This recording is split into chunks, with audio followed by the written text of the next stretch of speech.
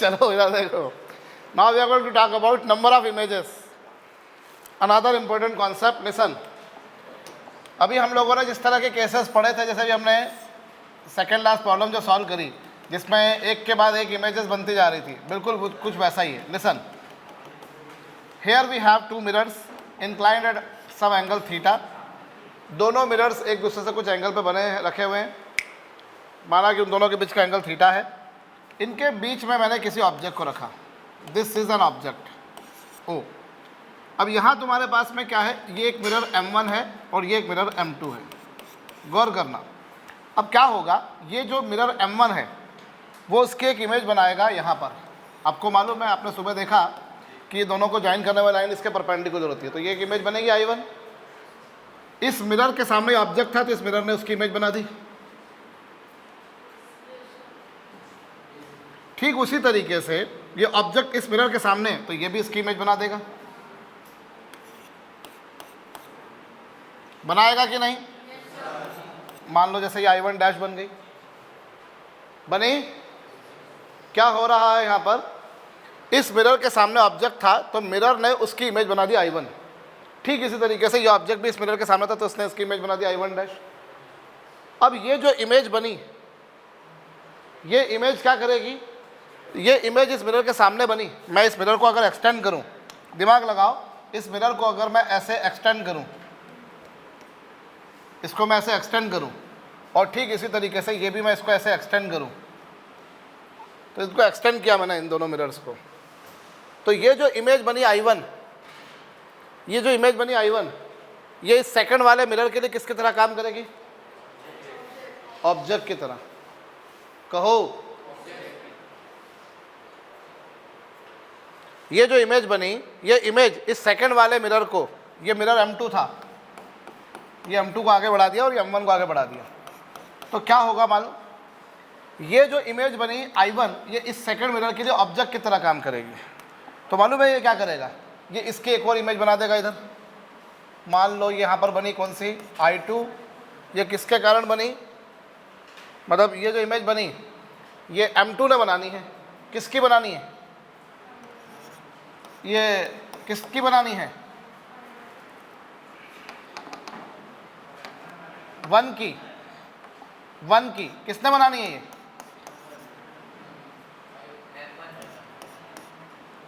M2 ने। बनी कि नहीं बनी एक और इमेज? आई रिपीट,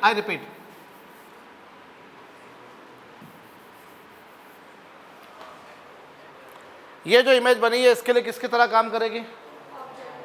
ऑब्जेक्ट की तरह। सवेरा तुम्हारे को मैंने बता दिया बड़ा अच्छा तरीका, टू लोकेट द इमेज। हम क्या करते होते हैं, इन दोनों को ज्वाइन करने वाली लाइन हमेशा इसके परपेंडिकुलर होती है। इन दोनों को ज्वाइन करने वाली लाइन हमेशा क्या होती है, इसके। ये जस्ट हमारी समझ के लिए बताया मैंने, बताया। अब ये जो इमेज बनी I1, ये M2 के लिए किसकी तरह काम करेगी? ऑब्जेक्ट की तरह। तो ये क्या करेगा, उसकी इमेज बनाएगा। यहां I1 की इमेज बनाएगा कौन, M2। ठीक इस तरह से ये जो I1 डैश बनी, ये इसके लिए किसकी तरह काम कर रही है, M1 के लिए किसकी तरह काम कर रही है। तो यहाँ ये इसकी एक और इमेज बना देगा इधर, कुछ ऐसी। यहाँ पर कौन सी,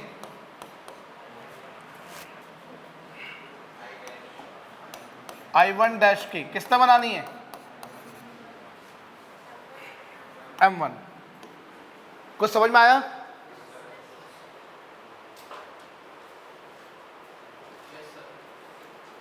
समझ में आया या नहीं आया? हाँ, तब तक मत करना बेटा, और चीज़ों को ना तुम्हें बहुत संभाल के करना पड़ेगा।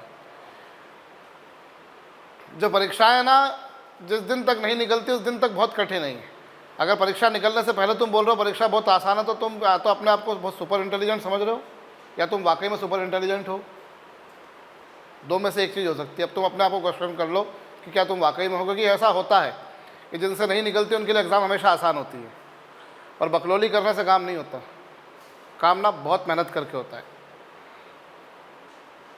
बहुत मेहनत करके होता है, बिना मेहनत के नहीं होता। अभी जैसे मेरी एक बार एक क्रिकेट कोच से बात चल रही थी, तो बोला बच्चे को दौड़ना नहीं आता, पर पेरेंट बोलता है कि मैं किरण मौर्य एकेडमी में भेजूंगा उसको।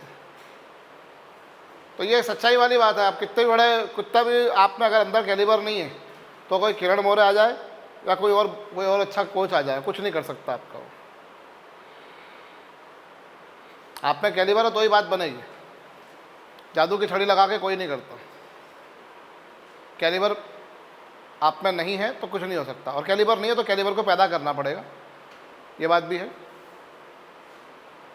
पर वो पैदा केवल कोच की मदद से नहीं हो सकता। चीज़ों को जब यहाँ पर बोला जा रहा है तो चीज़ों को ध्यान से सुनो, प्रॉपर अटेंशन दो, एक एक बात, एक एक शब्द पर। बहुत आसान है। हम अगर एग्ज़ाम्स के कट ऑफ को देखेंगे, हम एग्ज़ाम्स के मार्क्स को देखेंगे, हम देखेंगे कितने मार्क्स पे कितनी रैंक लगती है, तो लगेगा कि बहुत आसान है। लेकिन फिर भी बहुत से लोग नहीं ला पाते ना, फिर भी बहुत से लोग नहीं ला पाते। क्यों नहीं ला पाते? क्योंकि वो वही हैं जो अपने आप को 30 मार्क का समझ रहे हैं। एनीवेज, वापस से मैं यहाँ आ रहा हूँ। भाई हम ये पहली इमेज को लोकेट करना was not a big deal for me, very easily. भाई इसने इसकी इमेज बना दी, इसने इसकी इमेज बना दी। अब ये जो I1 डैश बनी, ये इस मिरर M1 के लिए किसकी तरह काम कर रही है? किसकी तरह काम कर रही है? ऑब्जेक्ट की तरह।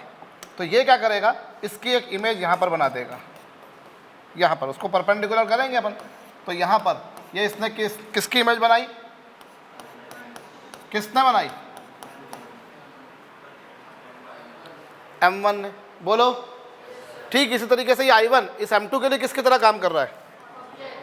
ऑब्जेक्ट की तरह। तो ऑब्जेक्ट की तरह काम कर रहा है, तो यहाँ पर ये इसकी इमेज बनाएगा। किसकी इमेज बनी? किसने बनाई? ये बनी है। ऐसी प्रक्रिया क्या चलती है? ये प्रोसेस चलती रहती है। अब जैसे ये जो इमेज बन गई, वो क्या होगा, जब ये इमेजेस मिरर के पीछे पहुंच जाएंगी तो इमेजेस बनना, जब तक मिरर के सामने बन रही है तब तक इमेज बनती रहेगी, और जहां मिरर के पीछे पहुंच गई फिर वहां इमेजेस बनना क्या हो गई? बंद हो जाएगी। तो ये प्रोसेस रेगुलरली चलती हुई। जैसे दोनों मिरर सामने थे, अभी तुमने गेस क्वेश्चन किया था कि नहीं, तो दोनों एक दूसरे के सामने थे, तो क्या हुआ वहाँ पर? इसने इसकी इमेज बनाई, इसने इसकी इमेज बनाई। ये प्रक्रिया चलती रही क्योंकि सामने बन रही थी, तो इनफाइनाइट इमेजेस बन गई।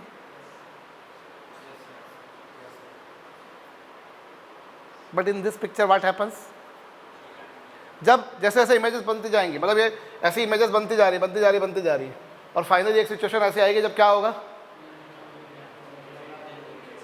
इमेजेस कहाँ पहुँच जाएंगे? जैसे अब ये इमेज है, अब ये जो इमेज बनी ये इसके कहाँ बन रही है? तो ये अब ये बना नहीं पाएगा उसकी। बोलो, ये भैया ये इमेज किसने बनाई थी? M2 ने बनाई थी। M2 ने बनाई थी, ये इमेज M2 ने बनाई थी। तो ये M1 के लिए किसकी तरह काम करेगी? ये M2 ने बनाई थी कि नहीं? तो ये M1 के लिए किसकी तरह काम करेगी? लेकिन वो उसके पीछे बनी, तो अब ये इमेज उसकी। ऐसे ही ये इमेज किसकी बनी थी? I1 डैश की। और किसने बनाई थी? तो ये किसके, मिरर के लिए किसी तरह काम करेगी, लेकिन ये मिरर के कहाँ बन रही है? पीछे बन रही है, तो अब इसकी इमेज नहीं बनेगी। समझ रहे मेरी बात को? तो ये प्रक्रिया तब तक चलती रहती है जब तक कि इमेजेस कहाँ ना पहुँच जाएं। जब मिरर के पीछे पहुँच जाएंगे तब इमेजेस क्या हो जाएंगे? तो हम यहाँ पर ये जानना चाह रहे हैं, ये पहचानना चाह रहे हैं, we are actually there to find out how many images will get formed. ऐसी कितनी इमेजेस बनेंगी? ठीक है, पहला डायग्राम बनाइए।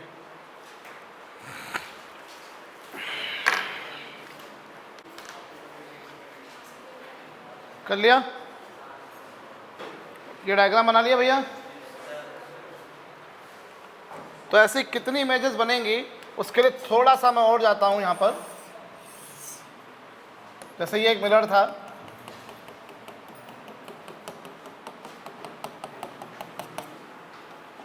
और यहां ये ऑब्जेक्ट रखा हुआ है, दोनों मिरर्स के बीच में एंगल थीटा है। तो क्या होगा, ऐसी जितनी भी इमेजेस बनेंगी ना वो सारी सर्कल पर लाई करेंगी। जितनी भी इमेजेस बनेंगी they all will lie on this circle. वो सारी इमेजेस इस सर्कल पर लाया करेंगी,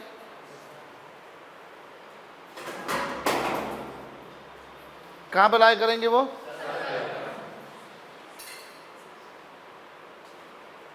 मैं बहुत आराम से इसलिए पढ़ाता हूँ क्योंकि तुम एक एक शब्द को सुनो और एक एक दिमाग में इनको बिठाओ। मैं पुनः बोल रहा हूँ आपसे, मेरे पास में कोई कमी नहीं है, ठीक है, और मैंने इतने सालों में कभी भी अपने पढ़ाने के तरीके को या उसको रिपीट नहीं मारा मेरे ख्याल से। हर बार मैं कुछ अलग चीज़ सोचता हूँ, ठीक है भैया। आप जवाब दोगे तो मुझे भी मज़ा आएगा, आपको भी मज़ा आएगा कि हाँ कुछ अपन जिंदा क्लास में बैठे हैं और जिंदा लोग बैठे हैं यहाँ पर। They all will lie on this circle. और जितने भी ये होंगे ना, ये सब इक्वी डिस्टेंट बनेंगे। जैसे एक इमेज यहाँ बनी, फिर एक इमेज यहाँ बनी, फिर एक इमेज ऐसे यहाँ बनी, फिर एक इमेज ऐसे यहाँ बनी, मतलब एक उदाहरण के तौर पर बता रहा हूँ मैं, फिर एक इमेज यहाँ पर ऐसी बनी। अब इन सभी की खासियत क्या होगी? इन सभी की खासियत ये होगी कि ये सब इक्वल एंगल बनाते हुए जाएंगी। कैसे जाएंगे? सब इक्वल एंगल बनाते हुए। तो ये जो एंगल बनेगा, जैसे वो एंगल थीटा था, तो ये एंगल भी कितना बनेगा? ये भी कितना, ये भी कितना, सब ऐसे बनेंगे। मतलब सर्कल को you will divide into some equal parts. That circle you will divide into some equal number of parts.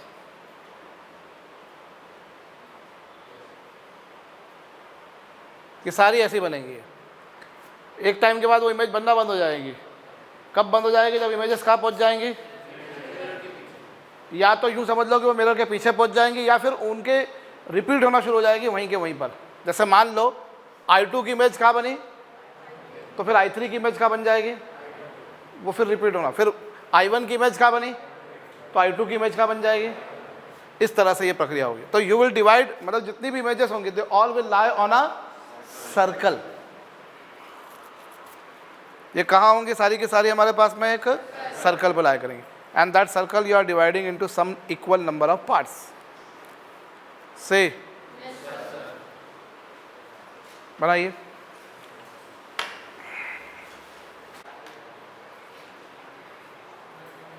अब नंबर ऑफ इमेजेस निकालने के लिए हम क्या करेंगे? सबसे पहला काम सुनना, नंबर ऑफ इमेजेस निकालने के लिए सबसे पहला काम हम ये करेंगे कि हम ना एक नंबर निकालेंगे 360/θ। आप देखो सर्कल को कितने पार्ट्स में डिवाइड किया, आप वो निकाल रहे हो। जैसे यहाँ सर्कल को कितने पार्ट्स में डिवाइड किया? 1 2 3 4 5 6 7। कितने पार्ट्स में डिवाइड किया? इमेजेस कितनी बनी?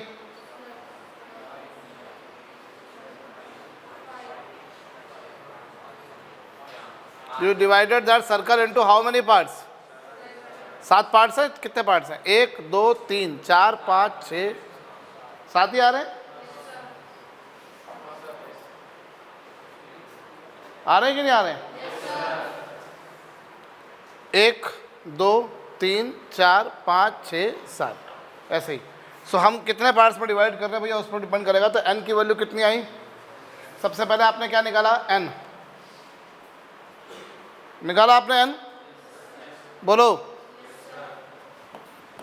यू बोल सकते हो नंबर, ये n क्या है? Number of parts.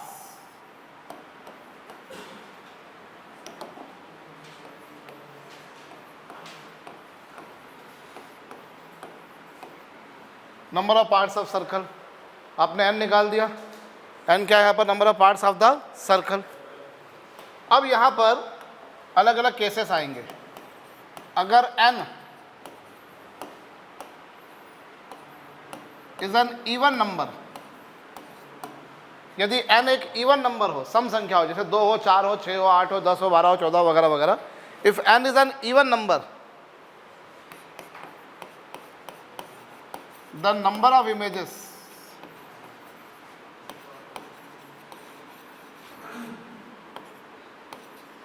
होंगी n-1। कितनी होंगी?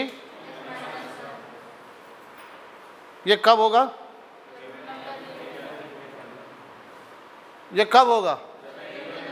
n एक इवन नंबर हो। अगर n एक इवन नंबर है तो नंबर ऑफ इमेजेस कितनी बनेंगी? n-1। ठीक है। और दूसरा केस, अगर n is an odd number, n अगर एक ऑड नंबर है, if n is an even number, the number of images are n minus 1. But if n is an odd number, तो फिर यहाँ दो केसेस बनेंगे. पहला केस जिसमें ऑब्जेक्ट कहाँ रखा है, ऑब्जेक्ट सिमेट्रिक रखा है. सिमेट्रिक से मतलब क्या, सिमेट्रिक से मतलब ये है कि ऑब्जेक्ट जो रखा है वो इनके एंगल बायसेक्टर पर रखा है. ऑब्जेक्ट कहाँ रखा है इनके, object is kept at the angle bisector. ये लो सिमेट्रिक, जिसका अर्थ अभिप्राय तात्पर्य क्या है, ऑब्जेक्ट जो रखा है कहाँ रखा हुआ है, एंगल बायसेक्टर पर. ये एंगल बायसेक्टर होता है जो एंगल को दो इक्वल पार्ट्स में डिवाइड करे. If n is an even number तो अनडिस्प्यूटेड नंबर ऑफ इमेजेस आएंगी n माइनस 1. लेकिन अगर n एक ऑड नंबर है तो उस स्थिति में नंबर ऑफ इमेजेस होंगी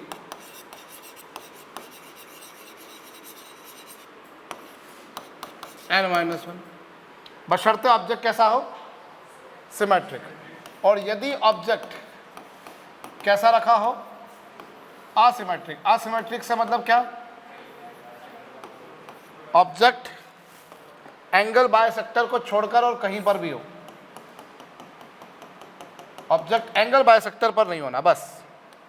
object is not kept at angle bisector, object is kept somewhere else here. Then number of images कितनी होंगी,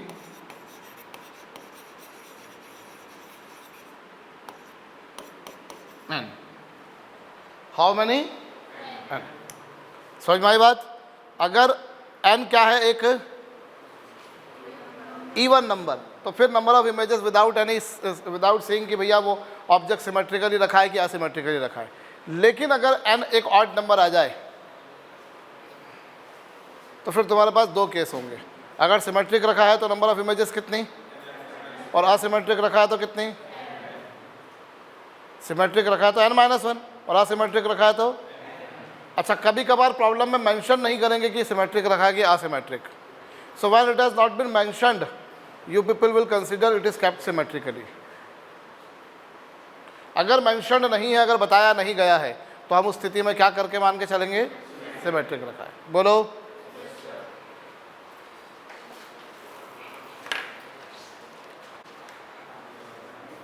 हो गया ये,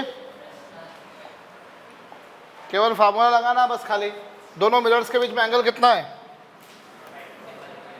तो n निकालो. n क्या होगा, 360/45. क्या आया, इवन नंबर है.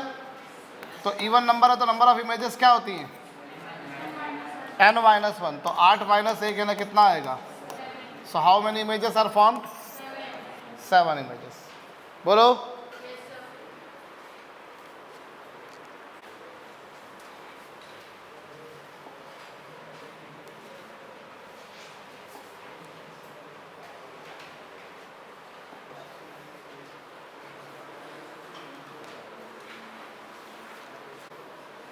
क्या कहा है तुमसे, एक रे है जो रिफ्लेक्ट हो रही है successively from two plane mirrors. दो प्लेन मिरर से हो रही है सर्टेन एंगल पर. डेविएशन कितना आ रहा है, तो डेविएशन हम जानते हैं कितना होता है, 360 माइनस 2 थीटा, जो कि कितना है. तो इससे दोनों मिरर के बीच में एंगल कितना आ गया, 30 डिग्री आ गया. नहीं आ समझ में, 30 डिग्री आ गया. तो नंबर ऑफ इमेजेस के लिए क्या करेंगे हम लोग, n निकालेंगे. n क्या होता है, 360/30. कितना होगा, तो नंबर ऑफ इमेजेस कितनी आएंगी, से बीइंग एन इवन नंबर वो n माइनस 1 ही होती है. बोलिए.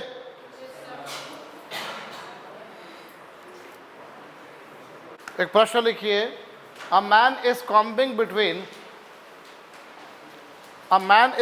Between two mutual perpendicular mirrors. Combing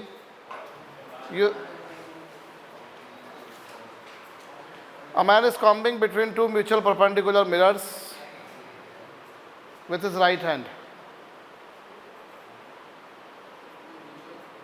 A man is combing between two mutual perpendicular mirrors with his right hand.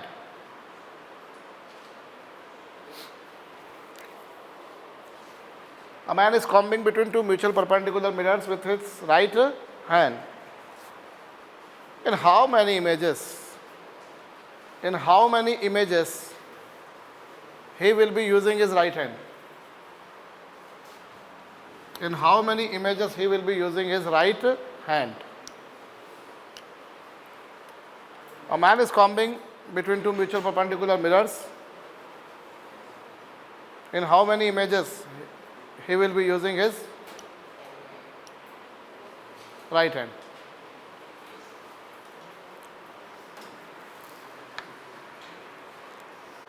क्या आंसर? देखो, दो म्यूचुअल परपेंडिकुलर मिरर्स हैं, दो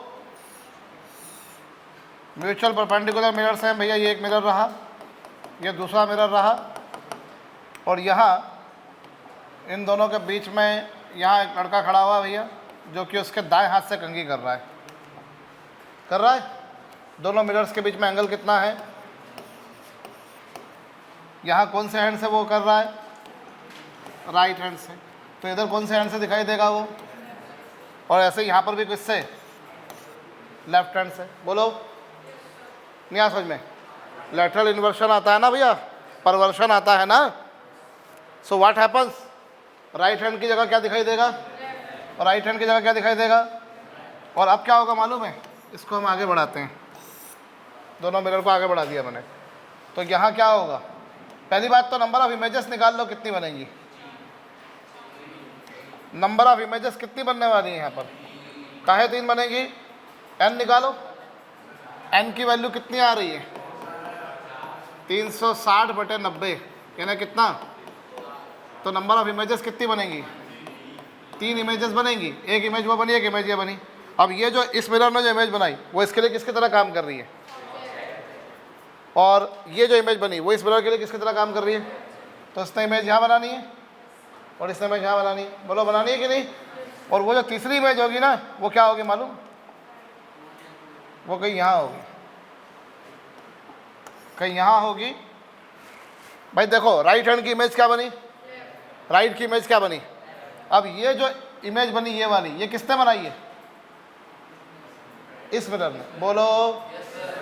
तो ये इसके लिए किसकी तरह काम करेगी? ये जो इमेज बनी वो इस वाले मिरर के लिए किसकी तरह काम करेगी? तो यहाँ इमेज बनेगी।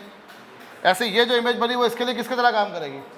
और वो जो इमेज होगी ना, वो इसने जो इमेज बनाई और इसने जो इमेज बनाई वो बाई चांस कोइंसाइड करेगी। क्या करेगी वो? कोइंसाइड करेगी। तो लेफ्ट हैंड की इमेज क्या बनेगी? लेफ्ट हैंड की इमेज क्या बनेगी? इस तरीके से। और ये इमेज कहाँ बनेगी एग्जैक्टली मालूम? ये इमेज बनेगी एग्जैक्टली इस पर, इनके एंगल बायसेक्टर पर। ठीक है, कुछ इस तरह की कहानी हमारे समक्ष आएगी, बिल्कुल ऐसी। सो हमसे पूछा ये यहाँ पर सिर्फ इतना सा है कि कितनी इमेजेस में वो उसका राइट हैंड यूज़ करता हुआ दिखाई देगा। तो कितनी में? 1 में। समझ में आया? फंडा समझो। राइट की इमेज क्या बनी? लेफ्ट। राइट की इमेज क्या बनी?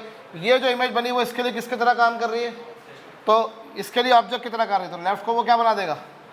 ऐसे ये जो इमेज बनी वो इसके लिए ऑब्जेक्ट की तरह काम कर रही है, तो लेफ्ट को वो क्या बना देगा? फाइनली दोनों ने जो राइट हैंडेड यूजिंग इमेज जो बनाई वो दोनों की इमेज क्या बन रही होगी?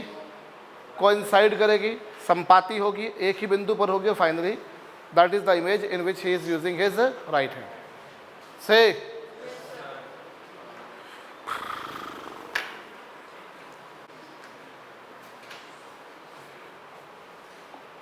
मेरे हाथ में तेरा हाथ हो, सारी जन्नतें मेरे पास हो। क्या करना से भाई मैंने? देखो, तुमने अभी यहाँ क्या हुआ? दोनों देखो, ये कुछ ऐसा केस बन रहा है जैसे यहाँ पर हम समझे कि एक दीवार, एक ये दीवार है। कोई अपन 3 दीवारें लेते हैं, तो जैसे मैंने चलो एक ये दीवार ले ली, एक वो दीवार ले ली, और ये तीनों कैसे हैं? दोनों एडजेसेंट वॉल्स और छत सीलिंग तीनों मिरर हैं। यहाँ क्या लगा हुआ है एक, वहाँ भी क्या लगा हुआ है एक, और छत पर भी क्या लगा हुआ है एक। सर मिरर है, ਇੱਥੇ मिरर हैगा, ਉੱਥੇ मिरर हैगा, तो उत्ते मिरर हैगा भाई। अब यहाँ ऑब्जेक्ट रखा हुआ है, तो उसकी एक इमेज कहाँ बनी? हम फार्मूला लगाएंगे तो हम बोल देंगे सर 9 इमेजेस बनी। सर देखो कैसे, क्योंकि फार्मूला लगाएंगे अभी अपन देखा 90 डिग्री का एंगल है तो 3 इमेजेस बनती है। तो सर इन दोनों ने मिलकर कितनी बनाई? बोले 3। सर इन दोनों ने मिलकर कितनी बनाई? सर 3। इन दोनों ने कितनी बनाई? 3 3 3 3। कितनी इमेजेस? 9। वो तो गनीमत है, यहाँ पे ऑप्शन नहीं बना, लगाकर अपन आगे बढ़ जाते हैं। गलती कहाँ से होगी वो अपने को पता नहीं होता, गलती होती है बेटा। बहुत बढ़िया, शाबाश। पर हम जब जल्दबाजी में कर रहे होते हैं ना, that time we forget about this thing what he told about, that I am going to explain right away. But ऐसा होता है कि सर अभी क्या देखो 90 डिग्री के एंगल पर 360/90 4 इवन नंबर है, 4 - 1 3 इमेजेस। सर इन दोनों ने मिलकर कितनी बनानी है? 3। इन दोनों ने कितनी बनानी है? 3। इन दोनों ने कितनी बनानी है? मेरा कहने का अर्थ समझ रहे हो? These two will make how many images? 3. These two will make how many images? 3. These two will make how many images? 3. 3 + 3 + 3 how many? Option नहीं है, वरना मैं लगा देता। लगाते हैं हम। बोलो अभी हुआ क्या जनाब? यहाँ पर सब जरा समझना। यहाँ ऑब्जेक्ट रखा हुआ है, इसकी एक इमेज इसने बनाई, एक इमेज ये बनी और एक इमेज पीछे बनी। कितनी इमेजेस हो गई? 3 इमेजेस हो गई। इसके ऊपर बनी एक, इसके पीछे बनी एक और उधर पीछे बनी एक। कितनी हो गई? 3 हो गई। फिर एक कहाँ बनती है? बाइसेक्टर पे बनती है। तो इन दोनों का ये जो बाइसेक्टर इसके पीछे बनेगी एक, ऐसे ही इन दोनों का जो बाइसेक्टर है वहाँ बनेगी एक, और इन दोनों का जो बाइसेक्टर है वहाँ बनेगी एक। कितनी इमेजेस होंगी?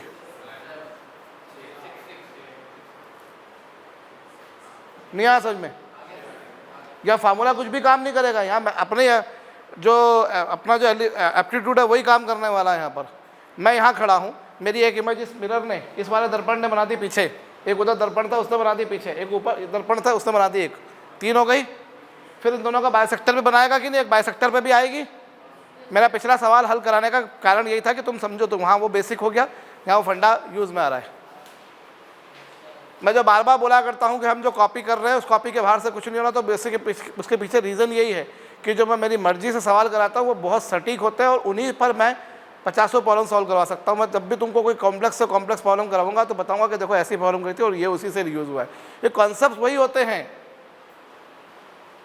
समझ में आई बात भैया? कॉन्सेप्ट वही होते हैं। इसने एक बनाई, उसने एक बनाई और छत ने एक बनाई। कितनी हो गई? अब इन दोनों के बाइसेक्टर पर एक जाएगी,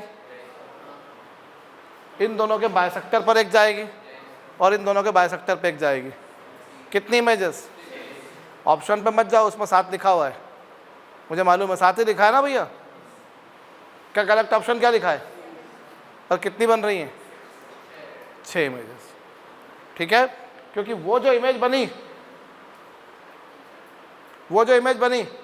वो क्या होगी?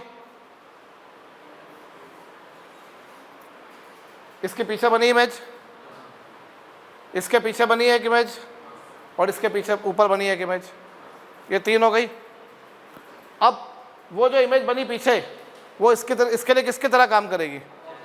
जरा दिमाग लगाओ, पहले अपन उस इमेज के बारे में बात करते हैं। तो वो जो इमेज बनी वो क्या होगी? ऑब्जेक्ट की तरह काम कर रही है। किसके लिए? तो इसने उसकी इमेज उधर बनानी है कि नहीं बनानी है? और ऐसे ही वो जो इमेज पीछे बनी वो इसके लिए भी किसकी तरह काम कर रही है? तो उसने भी बनानी है। अब बाई चांस वो जो इमेज बनेगी वो कहाँ बनेगी? इसके बाइसेक्टर पे बनेगी। बनी कि नहीं बनी? ऐसे ही इसने जो पीछे इमेज बनाई वो इसके लिए किसकी तरह काम कर रही है? तो वो इसके पीछे बनाएगा। कहाँ बनाएगा? इसके बाइसेक्टर पे बनाएगा। इसने जो इमेज पीछे बनाई वो इसके लिए किसकी तरह काम कर रहा है? तो उसने भी इमेज बनानी है, वो कहाँ बनानी है? इसके बाइसेक्टर पर। मैं कोऑर्डिनेट्स लेकर भी काम कर सकता हूँ यहाँ पर कि माना कि ऑब्जेक्ट के कोऑर्डिनेट्स एक्स वाई जेड है, मैं उससे भी कर सकता हूँ, पर that would become even more complex method. ठीक है, वरना हम 3D ज्योमेट्री का फंडा लगाकर भी इसको कर सकते हैं। मैं पुनः यहाँ पे बोल रहा हूँ भैया, इसकी एक इमेज पीछे बनी, एक इमेज पीछे बनी और एक इमेज इसके ऊपर बनी। अब वो जो इमेज बनी वो इस मिरर के लिए, सामने वाली जो वॉल है इसके लिए किसकी तरह काम कर रही है, तो उसने उसकी इमेज पीछे बनानी है। और वो जो पीछे बनती है वो बाइसेक्टर पे जाके बनती है, अभी देखा था ना अपन ने, बनेगी बाइसेक्टर पे। ऐसी वो जो इमेज पीछे बनी वो इसके लिए ऑब्जेक्ट की तरह काम कर रही है, तो इससे ऊपर बनानी है उसकी इमेज, और बाई चांस वो कहाँ बनेगी, इसके बाइसेक्टर पर। बोलो, ऐसी जो पीछे इमेज बनी वो इसके लिए किसकी तरह काम कर रही है, तो ये ऊपर बनाएगा, और वो बाई चांस वो बाइसेक्टर पर बनेगी। वो जो इमेज पीछे बनी वो इसके लिए भी किसकी तरह काम कर रही है, तो वो इसके बाइसेक्टर पर बनेगी। ऐसे ही इसने जो इमेज ऊपर बनाई वो इसके लिए किसकी तरह काम कर रही है, तो वो पीछे बनाएगा बाइसेक्टर पे। वो ऑलरेडी तुम काउंट कर लिए। वो जो इमेज इसने बनाई वो इसके लिए किसकी तरह काम कर रही है, तो वो क्या करेगा, बाइसेक्टर बनाएगा, उसके पीछे बनाएगा। कुल मिलाकर कितनी इमेजेस बन रही हैं, एक इसके पीछे, एक इसके पीछे और एक इसके ऊपर या पीछे बोल दो से, और फिर एक इनके बाइसेक्टर पे बनेगी, एक इनके बाइसेक्टर बनेगी और एक इसके बाइसेक्टर पे। How many total images will get formed, 6 images. समझ गए?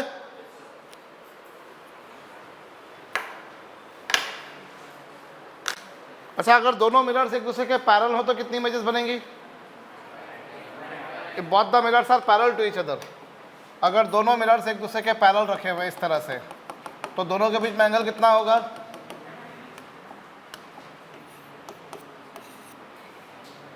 पैरेलल हैं तो दोनों मिरर्स के बीच में एंगल कितना होगा, इस स्थिति में दोनों मिरर्स के बीच में एंगल होगा 0। तो n की वैल्यू कितनी आएगी, 360/0, इनफाइनाइट। कितनी इमेजेस बनेंगी इस केस में, अब इनफाइनाइट को तुम इवन नंबर में काउंट करो या ऑड नंबर में काउंट करो, और इनफाइनाइट में से 1 घटा भी दोगे तो इनफाइनाइट की सेहत पे कोई फर्क। How many images will be formed,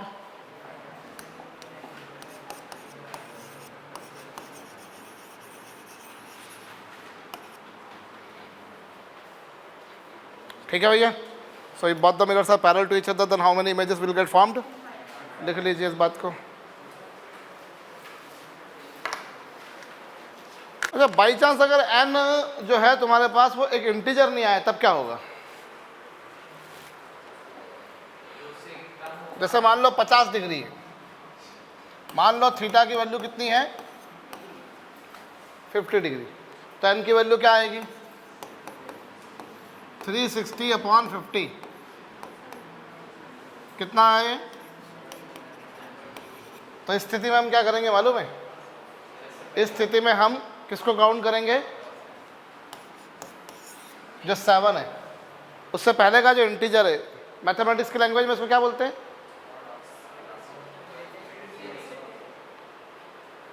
mathematics की लैंग्वेज में क्या बोलते हैं इसको,